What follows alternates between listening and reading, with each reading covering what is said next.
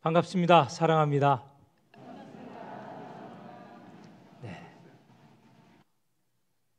네.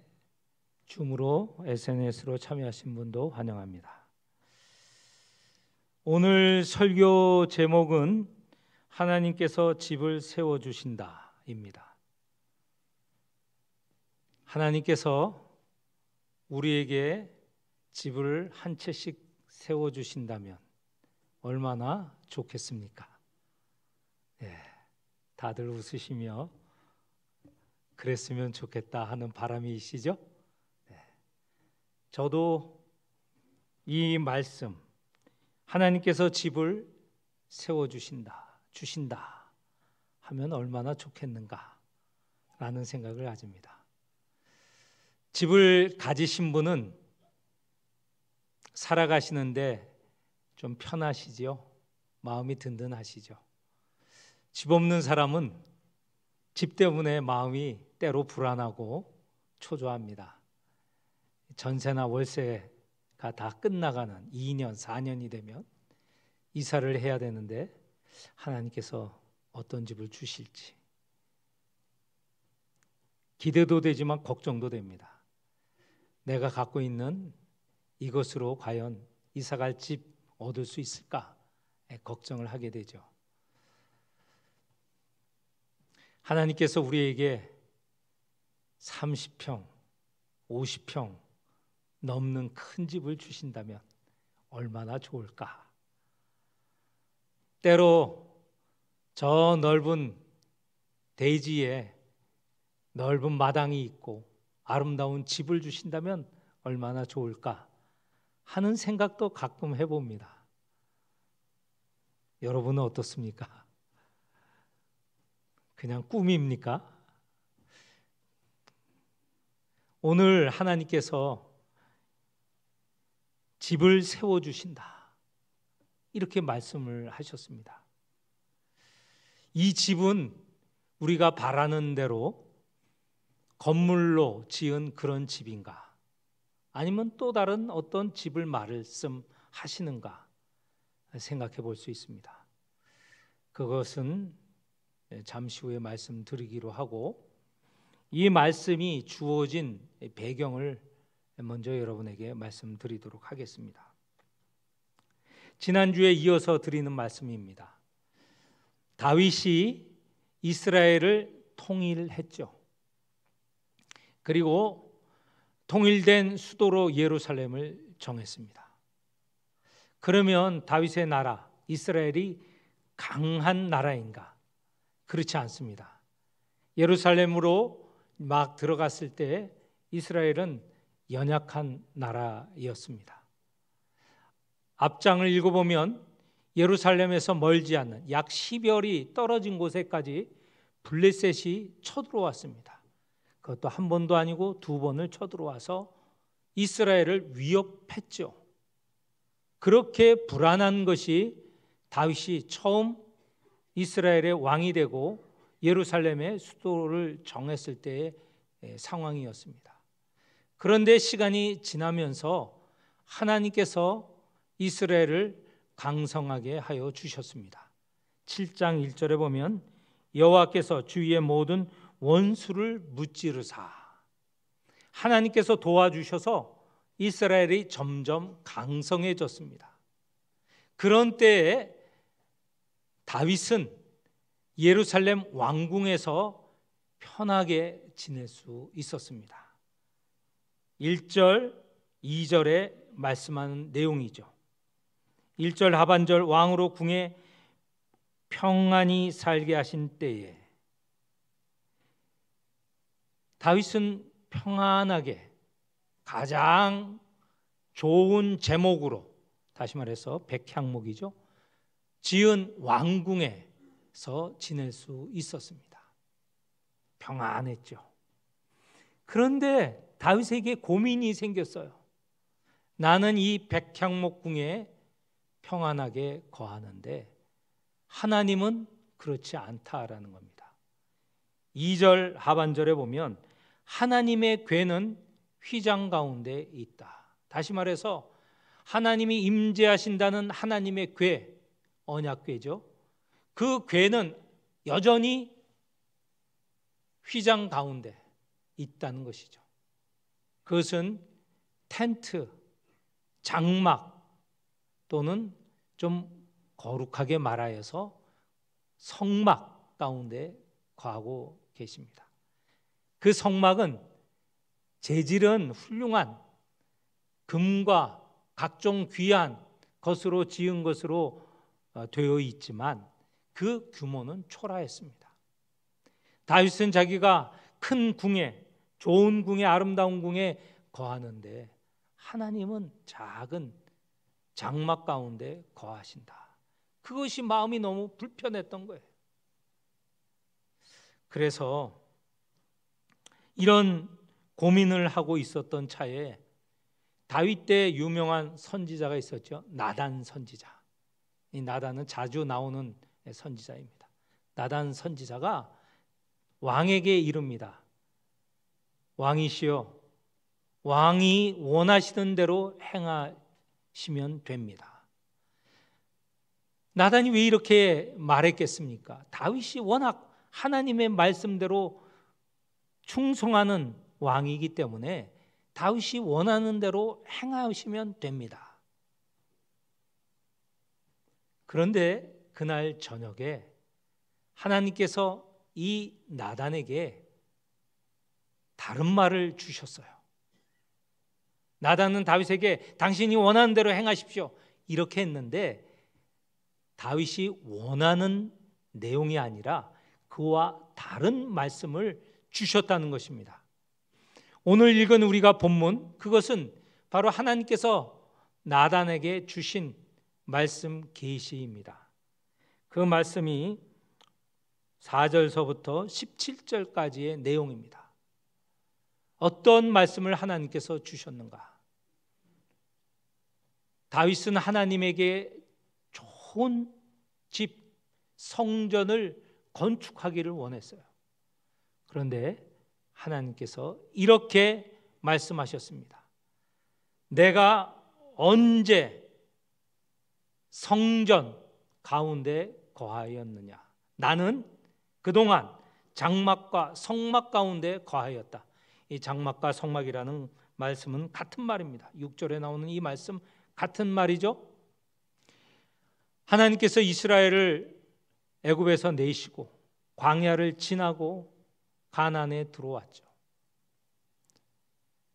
광야에 있는 동안 하나님이 머무시는 장막 혹은 성막을 어떻게 지을까? 어떻게 이 성막을 이동할까라는 말씀 다 주셨습니다. 하나님께서는 이 광야에서 지어진 건물 가운데 계실 수 없죠. 왜냐하면 계속 지금 이동 중에 있지 않습니까? 그런데 거기에 건물을 지을 수가 없죠. 그래서 나는 그동안 성막과 장막 거기에 거하고 있었다. 그리고 지금 가나안에 들어온 이후 지금도 너희들에게 성전을 건축해 달라고 하지 않았다. 7절 하반절에 보면 내가 언제 너희에게 백향목으로 지은 건축한 성전을 지어 달라고 했느냐? 하나님께서는 그런 성전이 필요 없다고 말씀하십니다. 그런데 하나님께서는 다윗의 마음을 아셨어요. 다윗 자신은 좋은 궁에 거하는데 하나님은 볼품없는 그런 장막 가운데 거하시는 것이 그 마음이 불편했기 때문에 하나님을 위해서 성전을 지으려고 한다는 것을 하나님께서는 잘 알고 계신 것이에요. 그래서 그 마음을 가진 다윗에게 복을 내리십니다. 그 복은 여러 가지가 있습니다. 먼저는요, 8절에 보니 내가 내 백성 이스라엘의 주권자가 되게 하셨다는 것입니다. 이미 다윗을 이스라엘의 왕으로 삼으신 것이죠. 그리고 9절에 보니 하나님께서 다윗과 늘 함께 하신다는 복을 주셨습니다. 저는 이 복이 우리 사람들에게 가장 큰 복이라고 생각합니다. 하나님이 우리와 함께 하시는 복, 이보다 더 큰 복이 어디 있겠습니까? 제가 설교를 드릴 때나 새벽 기도할 때나 신방할 때나 늘 말씀하십니다. 가장 큰 복, 무슨 복이다? 하나님이 함께 하시는 것이 가장 큰 복이다. 아브라함에게 하나님께서 복을 주실 때 말씀하셨죠. 너와 늘 함께 할 것이다. 이삭에게도 같은 복, 야곱에게도 같은 복을 주셨어요. 네가 어디를 가든지 내가 너와 함께 할 것이다. 다윗에게도 마찬가지입니다. 네가 어디를 가든지 너와 함께 할 것이다. 여러분도 이 복을 누리시기를 축원합니다. 이 복이 가장 귀하고 큰 복입니다. 하박국 선지자가 고백했죠. 나에게는 곡식 하나 없고 또 과실나무 하나 없고 또 기르는 가축 하나 없어도 내가 기뻐할 것인데 무엇 때문에? 단지 여호와가 함께 하신 것 때문에 기뻐한다고 하였습니다. 하나님은 모든 것을 창조하시고 모든 것의 주인이시고 모든 것을 운행하시는 분이세요. 그분이 우리와 함께 하시면 하나님께서 내리시는 복이 얼마나 크고 영원하겠습니까? 다윗에게 이런 복을 약속을 하셨습니다. 계속 9절에 다윗을 위대하게 만드시겠다. 10절에 보면 이제 내가 거주하는 이곳에서 요동치 않고 머무를 수 있게 하겠다. 조금 전에 말씀드렸죠. 다윗이 예루살렘에 거할 때도 십리밖에 적들이 쳐들어왔어요. 얼마나 위태로운 것입니까? 그냥 우리는 전쟁에서 적들이 쳐들어오고 다윗이 이겼다 이렇게 읽고 있지만 그 전쟁 장면으로 한번 우리가 상상을 해보십시오. 적들이, 막강한 적들이 지금 쳐들어오고 있어요. 십리 밖까지 왔어요. 조금 있으면 예루살렘까지 이르고 예루살렘을 점령하면 우리는 다 죽임을 당하거나 노예로 끌려가는 것이죠. 이런 위태한 상황을 생각해 본다면 한 나라가 전쟁 없이 평안하게 살 수 있다는 건 너무너무 큰 복이죠. 하나님께서 다윗에게 이제 너는 이쪽으로 저쪽으로 다니지 않는 그런 평안을 주시겠다는 말씀을 하십니다. 그리고 마지막으로 11절 하반절에 오늘 우리 제목으로 삼은 말씀의 약속을 주십니다. 여호와가 너를 위하여 집을 짓고, 하나님께서 다윗을 위하여서 집을 지어 주시겠다고, 그런 복을 주시겠다고 약속해 주십니다. 다윗이 필요한 게 건물인 집이겠습니까? 다윗은 지금 백향목궁 그 편안하고 아름다운 집에 거주하고 있는데 그거보다 더 큰 집, 더 놀라운 집을 하나님께서 약속하시는 것인가라는 것이죠. 오늘 주제에 해당되는 것입니다. 하나님께서 다윗에게 지어줄 집은 도대체 어떤 집인가? 그 집은 한마디로 말해서 건물인 집이 아닙니다.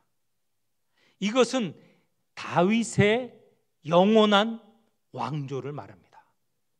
이 집은 건물의 집을 말하는 게 아니고 다윗서부터 시작하여서 그 후손에 이르기까지 계속 왕위가 이어질 것이라는 왕조에 대한 약속입니다.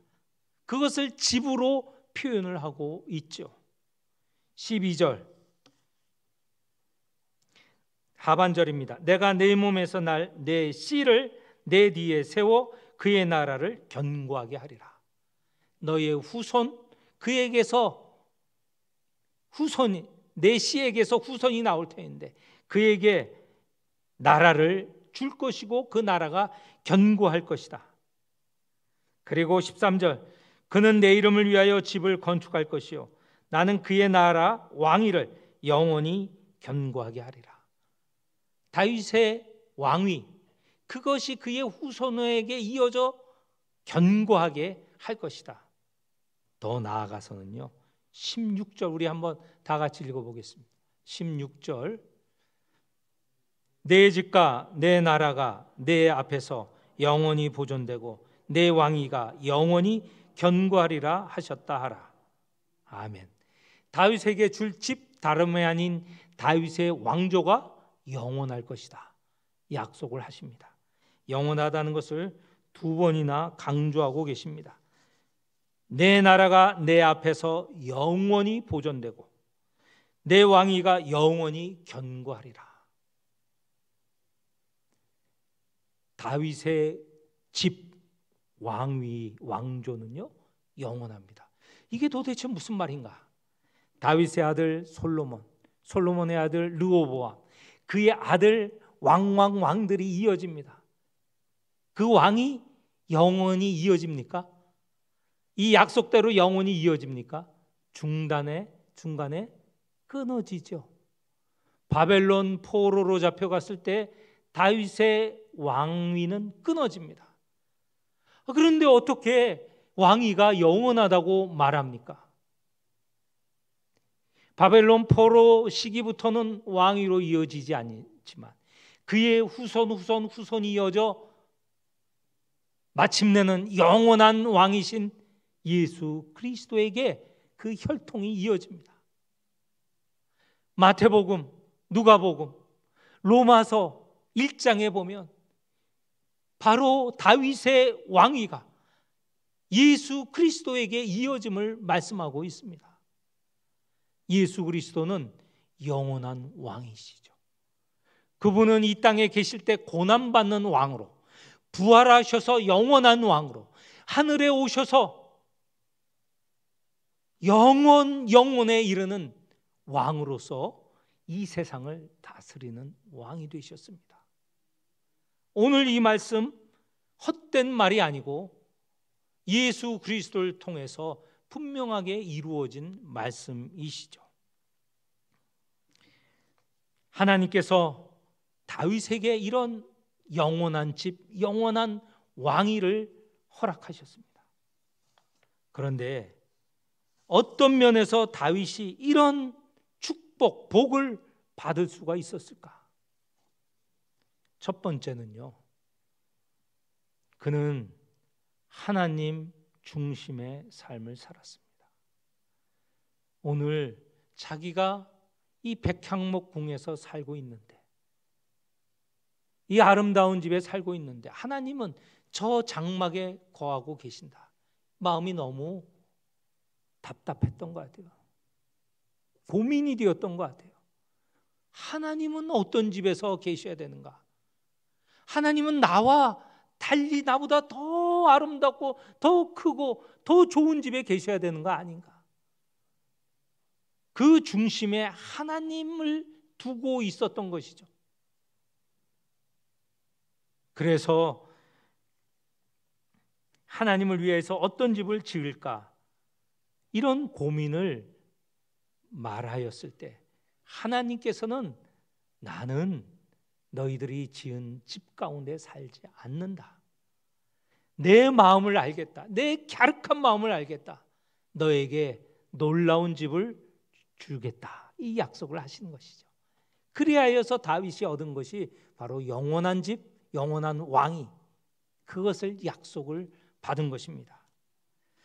또한 다윗은요, 우리가 7장을 읽었지만 그 앞장 1장서부터 6장에 보면 다윗은 모든 상황에서 하나님께 기도한 사람이었습니다.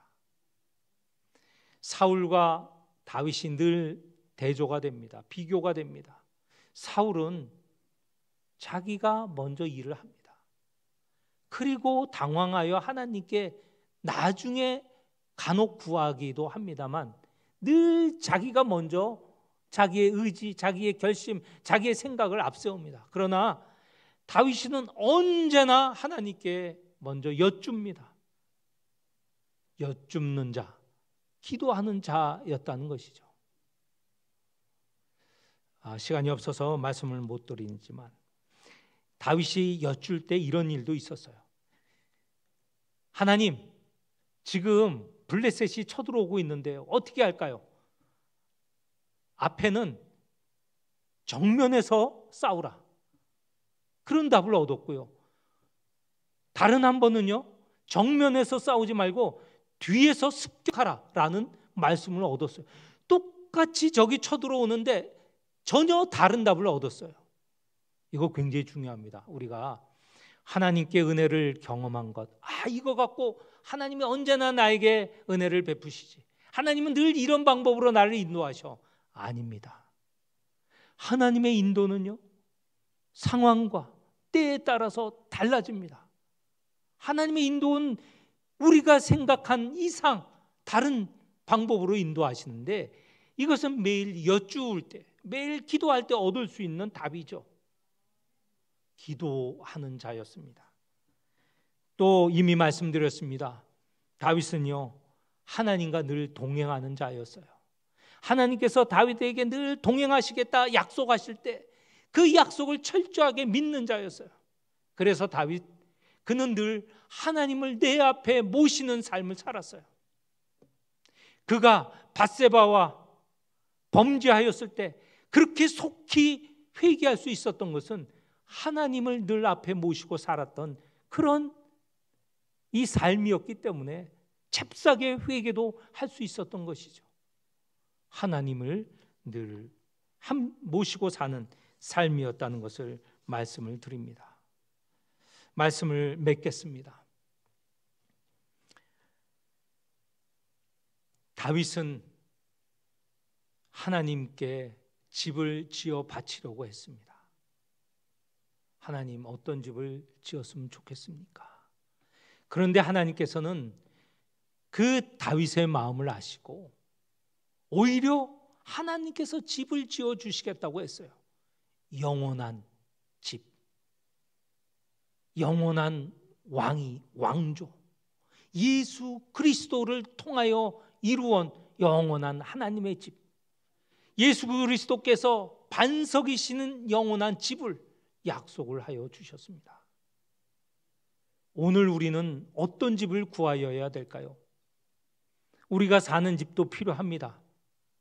우리가 살아갈, 이 땅에서 80년, 100년 살아갈 집도 필요해요. 열심히 일해서 집을 얻죠.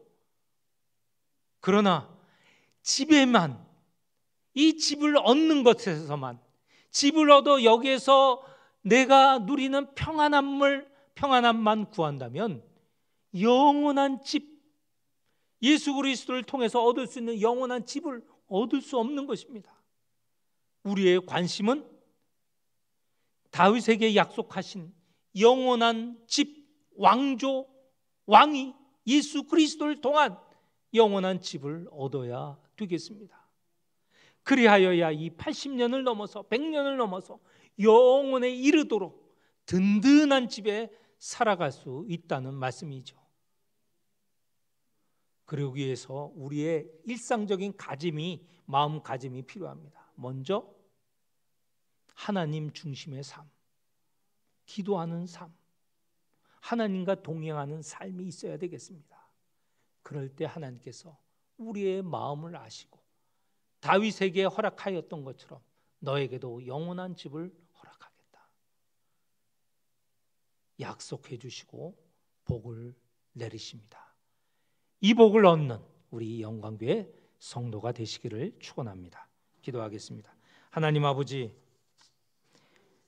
우리가 살아갈 집도 필요하지만 하나님께서 약속하신 집, 다윗을 통하여 약속하신 예수 그리스도께서 반석이신 영원한 하나님의 나라를 얻게 하여 주옵소서. 그 나라에서 영원히 살아가게 하여 주옵소서. 영원한 행복을 누리게 하여 주옵소서. 이것을 바라며 하나님 중심의 삶, 기도하는 삶, 하나님과 동행하는 모든 성도가 되게 하여 주옵소서. 예수님의 이름으로 기도합니다. 아멘.